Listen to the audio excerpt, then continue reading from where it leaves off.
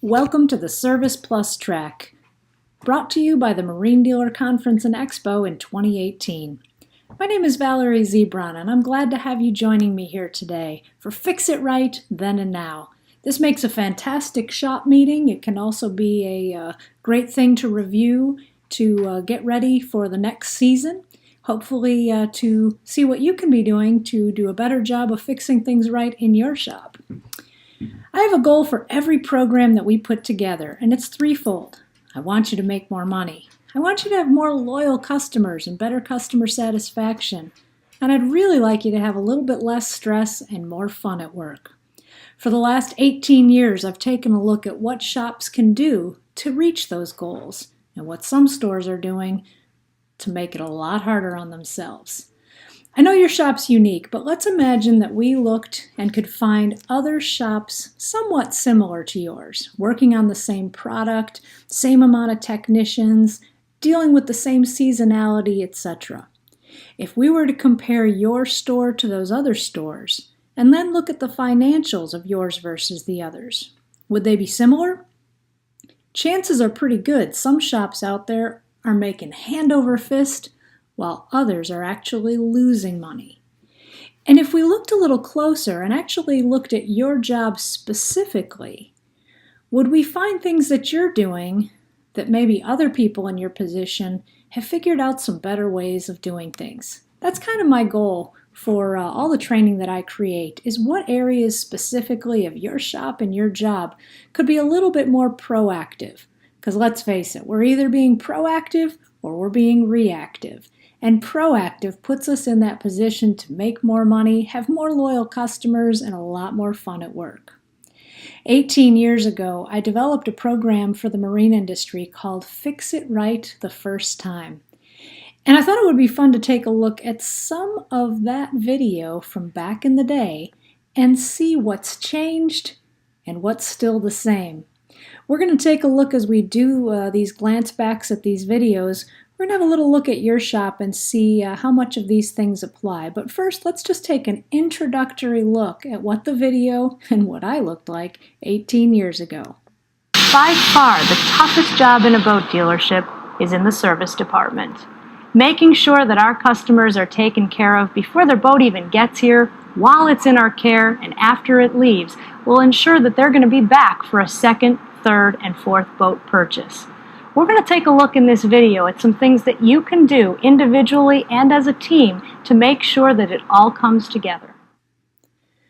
Well, I believe it still is the toughest job in a boat industry, and let's take a little bit closer look. But before we look at the future, I want to take a look at the past, and I couldn't resist putting my favorite car up here, a nice AC Cobra. I remember a wise manager once said to me that every car has a windshield and a rear view mirror, and it's important to look at both the past and look at the future to know where exactly we are going from and going to. Those of you who've been in the industry a while, things have changed quite a bit. Back in the day, the boats were smaller, simpler, less expensive, less amenities. Now, holy cow, bigger, fancier, faster. We're seeing bass boats over $70,000. We're seeing pontoons that definitely don't look like anything like what your grandparents used to play around in. There's new electronics and gizmos coming out all the time. The boats have changed, but so have your customers. Back in the day, they tended to be a little more patient. They were more value-minded, and we had a lot more tinkerers and do-it-yourselfers. Now, they want it done now. They want convenience, and they expect the type of experience that they tend to get from a high-end car dealership. Now, I gotta congratulate all of you, because when I first came from the automotive industry into the marine industry, this was an area that we really struggled. Recently, I had an opportunity to interview a handful of service customers, and they actually told me that they were more pleased with their boat dealership experience than they were with their luxury car dealerships. In fact, they used the words trust and like when they were describing it. So bravo, good on us. Let's keep that trend going. Back in the day, if you needed a good tech or a service worker, we used to run an ad. sometimes in a paper. Maybe you'd pay $1 more than the shop down the street and steal them from someplace else. And if somebody wanted to leave for greener pastures, don't let the door hit you on the way out. Now, this is one of the biggest challenges that so many of our dealerships are struggling with and so many shops are having to contend with. What in the world are we doing to attract and keep great service workers, especially technicians? A lot of the emphasis has had to turn to growing our own, to mentoring and training them, employee and customer referral programs, boat shows, marketing, event marketing, and online recruiting. As a matter of fact, one dealer just said to me, "A couple of my best new hires took me 2 years to recruit, but check this out. One is a guy who had his own diesel business. He's on board, and he brought 3 more techs with him." It takes consistency and staying on top of them. Good people don't jump ship quickly. You have to take your time with them and go after them hard. It's a commitment.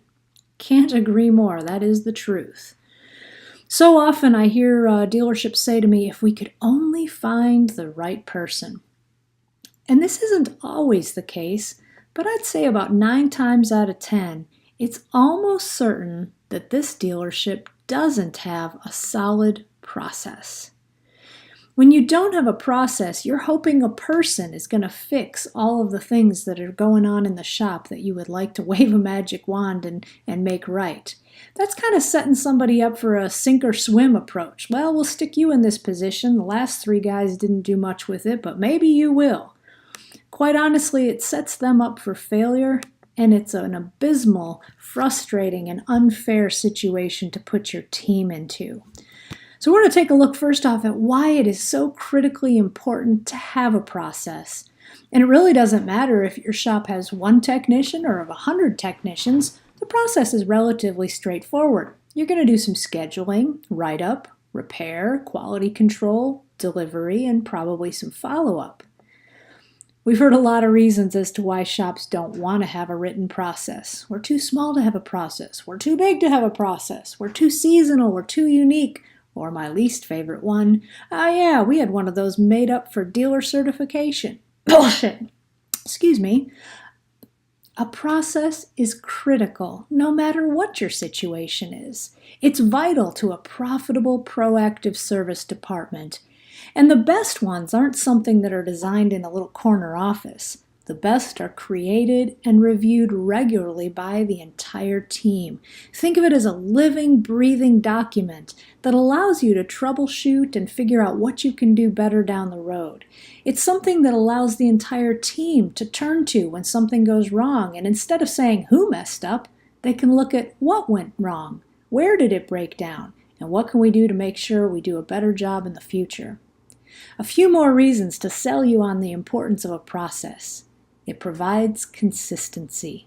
Have you ever noticed that if you go to a Subway restaurant or McDonald's, no matter where you are in the country or heck even the world, you're pretty much getting the same thing time in and time out. I've got a sandwich shop around the corner and I'm always impressed how there might only be 1 person working there, but it is consistent every single time. That's because of their process. It really helps increase efficiency, because we're able to shave a little bit here, a little bit there, and drop more of that time and money to our bottom line. Quite frankly, it lets you do more with less. Sometimes shops are tempted to throw people at a situation, and that only makes it worse if we don't have a solid process. I would rather have a few great people with a process than a whole slew of people without one. It also, as I mentioned, allows for continuous improvement, and that's something that's so important to take a look at. Whenever we have a chance to meet for shop meetings, just taking a glance at one of the elements in the process map can really do a lot to make sure that we're always improving. It also brings new hires up to speed really quick. I'll never forget having a meeting in one of the stores I was working at, and a veteran who had been in the shop for about 17 years turned to one of the new hires and said, "Kid, you have no idea how lucky you are. It's taken me 17 years to learn what you just heard in this meeting as we went through and reviewed the process map." It also creates accountability. It makes sure that all of us are aware of what should be done. This is the way, and walk ye in it. And one last thing. It pinpoints fixed first visit issues. If something does go wrong, if a customer is upset, if a boat has to come back in for visit number 2 or heaven forbid 3, we can take a look at that process map and say, where did it go wrong? What area do we need to shore up to make sure that it never happens again? So let's see how your let's try that again. Let's see how your shop stacks up. Me public speaker. We're going to look at each section, and I'd like you to rate your shop. Is this a strength for you, or is this an area of opportunity? So let's first off take a look at scheduling and communication, what it was 18 years ago, and how much of it still applies. A smoother running shop with less comebacks will result in more dollars generated, happier customers, and less stress for everyone. So let's get started with scheduling and phone communication. Whether you've got a formal appointment system or you work on a first-come, first-served basis, there are some important things to keep in mind when the phone rings or when the customer walks in the door. Customers have expectations of us, sometimes a little bit more realistic than others. I like the ones that expect us to drop everything and get them in right away as soon as they have a problem, and of course that is covered under warranty, right? Meeting those expectations can be a little bit tricky, but we need to make sure that we address their concerns as quickly as possible and get them understanding what we can and can't do for them. Put yourself in the customer's shoes and convey empathy with them. This is important with every customer we have, but especially important when the customer is angry. Kick it up a few notches when you have those opportunities to build on customer trust. Sometimes just a kind word about how nice their boat is or the value of their warranty can make all the difference between an accepting customer and one that goes off the deep end.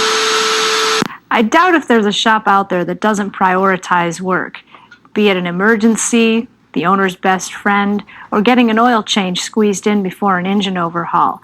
It's okay as long as we're fair and we're keeping everything in mind so it looks above board to the customer.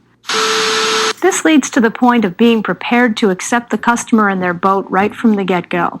When they walk in, wouldn't it be nice if we had everything ready for them, as if we were expecting them? Pre-write the repair order, having their boat's history so that we can speak knowledgeably to them about their product and what their needs are at this point in the juncture. This gives us a better opportunity for sounding knowledgeable about their specific situation and puts us in a perfect place for upsell. Different shops do it different ways, making use of a slower time during the day for prep work or doing it as soon as possible after the customer has contacted us. Having this information attached to the work order is a huge advantage and time saver to the technician, and it gets us off on the right foot for fixing things the first time. There's one last word to the wise. Yeah, Mr. Rich, no problem. Bring it in anytime. I'm sure they'll squeeze you in. Nobody likes to be thrown under the bus. Make sure whatever scheduling system you decide to go with in your shop, everyone from the sales department to the back understands what it is, whose responsibility scheduling is, and whose responsibility it's not. So when you take a look at the video, and it's funny to see some of the old motors and the size of the computer and things like that, but really so much of what we covered back in the day is still relevant today. How's your shop doing? Are you making a positive impression with everyone who's coming in or picking up the phone to call you? Are you putting yourself in the customer's shoes and conveying empathy? If we're prioritizing, which pretty much everybody's doing, is it fair to everyone? Are we prepared for each customer by pre-writing the work order when we get the chance and having the history attached to each ticket? Have we agreed dealership-wide on who can and who can't schedule service work? Do we use a visual scheduling system that everyone can see, including sales for rigging availability? Are we aware of what our shop and our storage capacity is? Are we being careful never to promise anything that's outside of our control? Are we making sure that we don't diagnose over the phone or email or text? And if we do get a message, are we returning it promptly? Are we allowing extra time for emergencies or when there's boat shows or sales or things of that nature? Some of the things I'm hearing look a little bit more into the future or now. So when I had a chance to talk with some of our dealers, here's what they told me about current scheduling and communication in addition to what we've already covered. We want info in real time. The customer is moving so fast today, you're missing opportunity if your team isn't operating with real-time information. And that's so true, especially with the schedule. Being able to know what we've got coming up, if we have the parts for it, what those next jobs are, so critically important for everyone in the dealership to be able to see what's coming up down the pike. Another dealership said we have the customer email us a list of what they think is wrong and what they want worked on before their appointment. Having that email ahead of time really helps. I bet it does. That gives us the opportunity to get that work order pre-written, to be able to pull up history and see if there's any clues as to what we've worked on before. Make sure we've got the parts ready if there's any recalls or things that the technician has diagnosed before. What an excellent best practice. Another best practice came to us more from the relationship between sales and service. Rigging can be a real bone of contention and can create a lot of conflict between departments, but not if you do it right. Here's what one dealer told us. We ensure that there are no surprises when we deliver a boat. The salesperson creates a rigging packet and a copy goes to each department. We schedule the delivery. We have a check sheet to make sure that everything is ordered and rigged properly. It's very organized and prevents a lot of headaches. A lot of stores could learn from that one, making sure that we are communicating in a proactive way with sales so that nobody is being disappointed or overpromised is absolutely critical. So let's take a look at write-up, and as we do, keep in mind that the write-up tends to be the spot where most fixed first visit challenges come from. So it's a really important step. Let's make sure we're doing all of this right. When I walk into a shop, I like to ask as many people as possible what they think their biggest reasons are for why boats don't get fixed the first time in. The overwhelming response to that is communication. Nowhere is communication given more opportunity to get a little messed up than at the time of write-up. Sometimes because of poor scheduling or a lack of setting the customer's expectations, as we talked about in the last step, we don't allow ourselves enough time to do a write-up properly. This is setting ourselves up for failure before the technician has even had a chance to look at it. Getting as much good information from the customer on what's wrong and how to duplicate it can be tricky. Don't you love it when a normally well-spoken person clams up when you ask them about something technical? They're afraid to sound stupid in explaining that the thingamajigger next to the whatchamacallit isn't working right.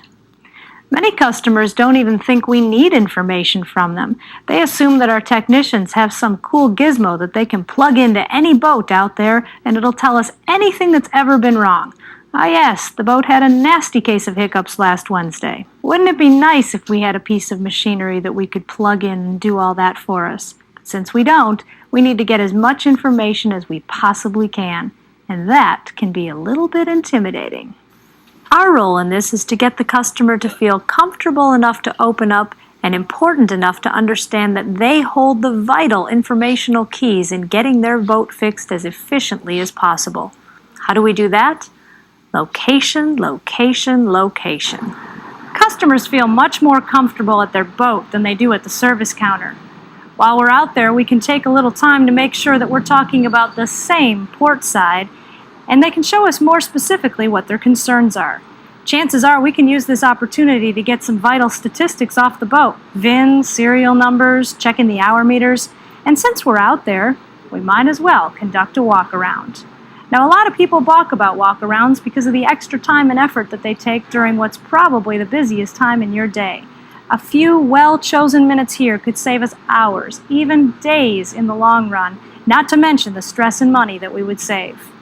Walking around a boat shows respect for the customer's property and helps to establish our professional image. We're actually looking for two big things here: upsell and liability. Having that boat's history at hand helps a lot. And one other ace in the hole I like to use is a customer diagnostic form. In a perfect world, this form would be filled out by the service professional as we discuss it with the customer.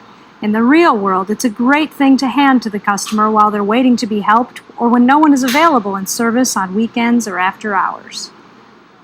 The diagnostic form gets the customer to explain in their own words why they're here and what can be done to duplicate the condition. It'll also let us know if they've had work performed anywhere else that we might not have records of. Do you remember the telephone game you played when you were little, when I whisper something in your ear and you whisper it into the next kid's, and by the end we get a totally separate message? That can happen if we're not careful in the service department.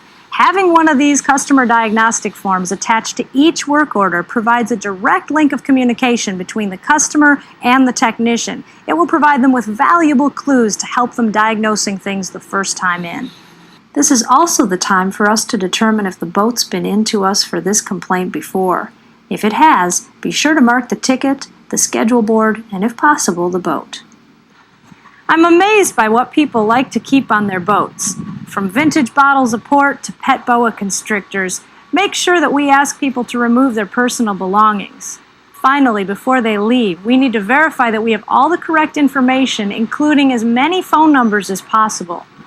It can sound like a lot to do.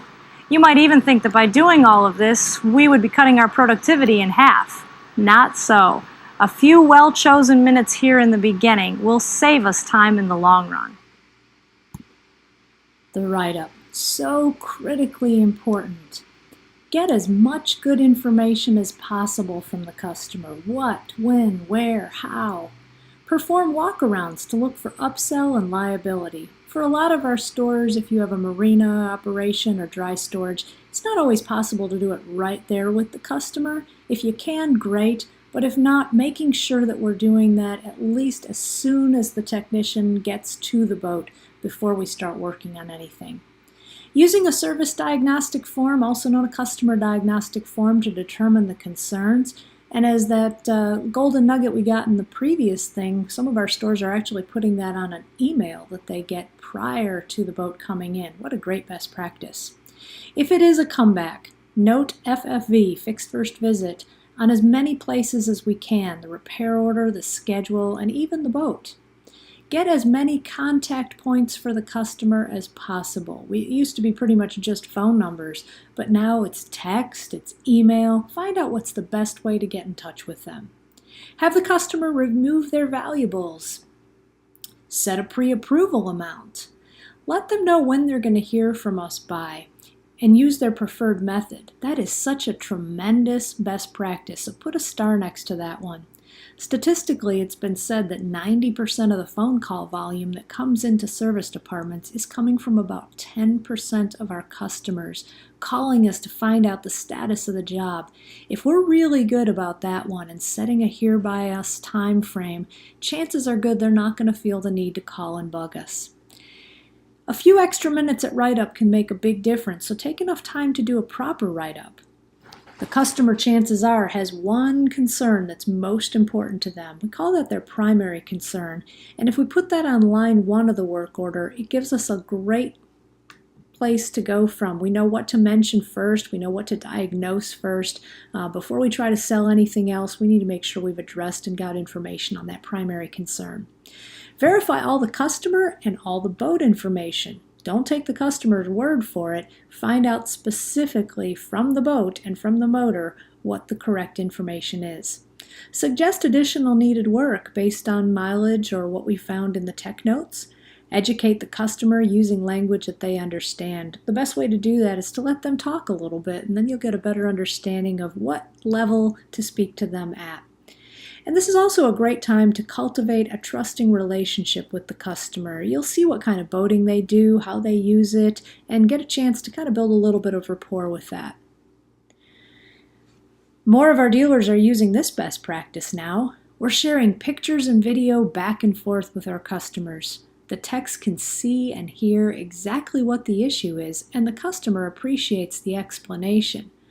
Wow, how much time and effort this can save us. Hey customer, when you see the boat acting up on that intermittent problem that you're experiencing, if you could whip out your cell phone and take a video of it so we can see and hear exactly what it is you've got, it's fantastic. Similarly, when the tech is able to diagnose something or is finding something, having that video back to explain to the customer and show them what we've found is such a wonderful tool to getting them to understand and feel comfortable that we are doing the right thing for them on their behalf. Now let's move into repair. This is where the rubber meets the road, so to speak, and our technician has a lot of work to do to make sure that we are doing everything properly. Now that the boat's in our care, efficiency is the name of the game. Providing the boat's history, an accurately filled out work order, and a customer's diagnostic form has us off to a great start. The big question now is, who's the right tech for the job? Keep yourself updated on your tech skills and training, and communicate about who likes doing what types of work. Have you ever had the type of day when you're driving to work, you see the shop, and you fight back the urge to keep on driving? It usually happens when we left the place in shambles the night before, and we know that today is not going to be pretty. Do whatever you can to get yourself prepared for the next day, preloading the shop with the work, getting parts ready for the next morning's orders. This will all help in starting the next day out right.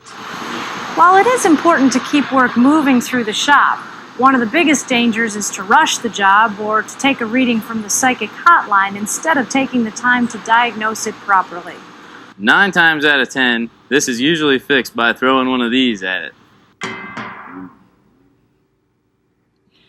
Well, that's definitely not how we want to do the diagnostic. No. How's it working in your shop?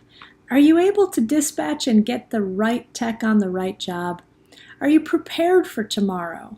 Do we allow enough time to do the job properly? Are we doing a proper diagnostic?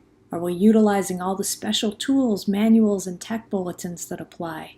Throughout the process, are we keeping the customer informed, even if there is no news, just letting them know we haven't forgotten about you? And are you getting authorization to do the work? Do we have all of our parts, our repair orders, and our boats ready proactively?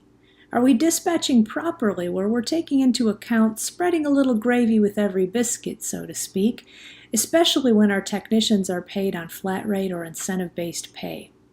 Are we pulling the codes and are we documenting that on the work order? Are we communicating any delays, issues, or additional work that we're finding? And are we also doing a good job of documenting the specific cause of the customer's concern and what we're doing to correct it or what's needed for correction? This is also a great time to make sure that we are proactively billing for all of the parts and labor. If I could tell you how much money is accidentally just not making it on the work order, that could make us a lot more on the bottom line if we're good at catching it as we go.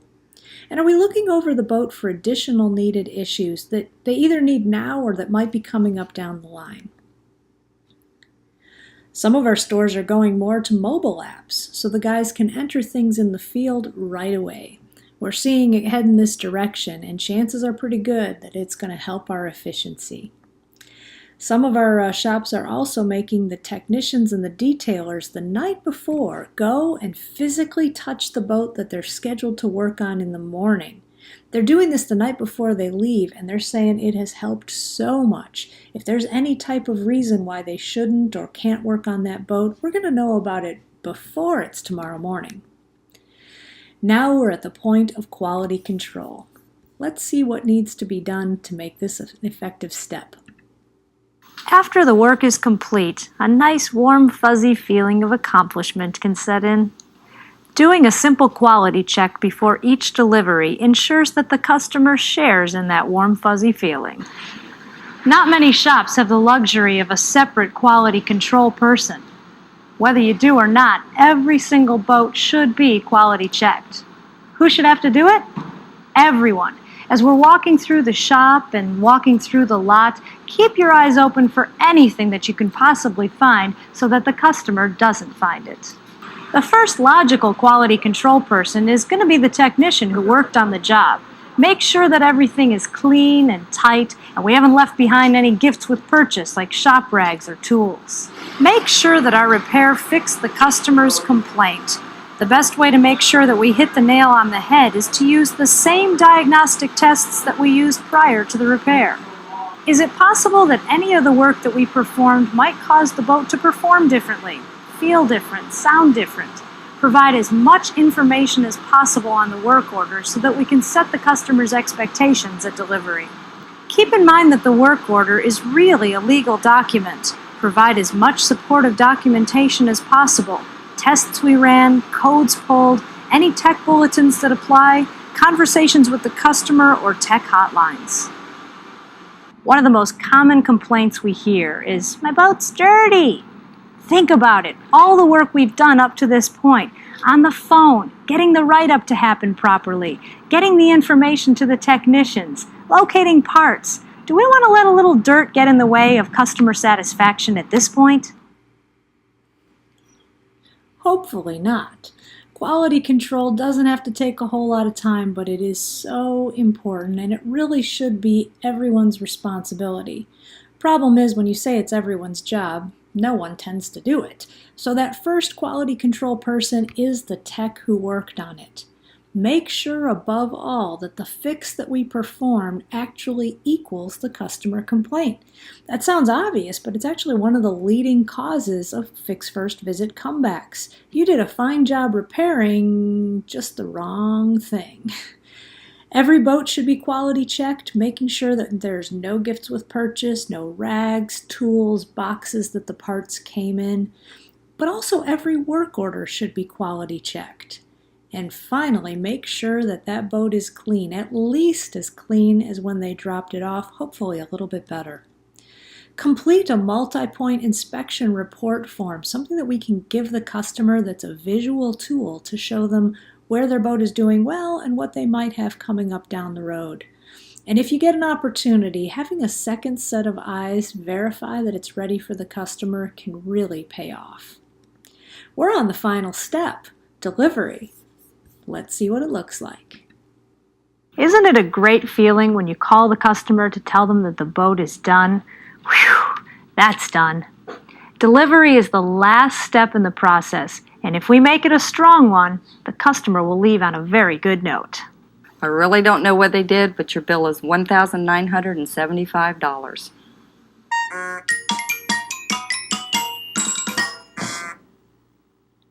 Prevent this tragedy. Usually it happens for some pretty innocent reasons. You were with another customer when the customer came in, their boat got delivered by a lot guy, whatever. For these reasons and many more, it's usually best to do an active delivery over the telephone. Explain exactly what we did. Be prepared to answer questions. Build value and confidence by explaining any warranty coverage or the warranty of the work we've performed. Set their expectations on how the boat might perform differently since our work was done, and of when the next service is necessary. Above all, thank them for their business. Doing a first-class job here will really pay off in the future visits, as they'll remember you as someone who's on top of things and trustworthy. A reputation like that can only make you more money. Isn't it? So delivery.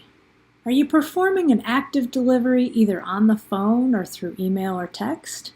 Are you prepared to answer all the customer's questions? I remember sometimes having to go to my technician when it was something I was unfamiliar with. I learned so much from those guys just by going through the work orders and being able to explain them to the customers.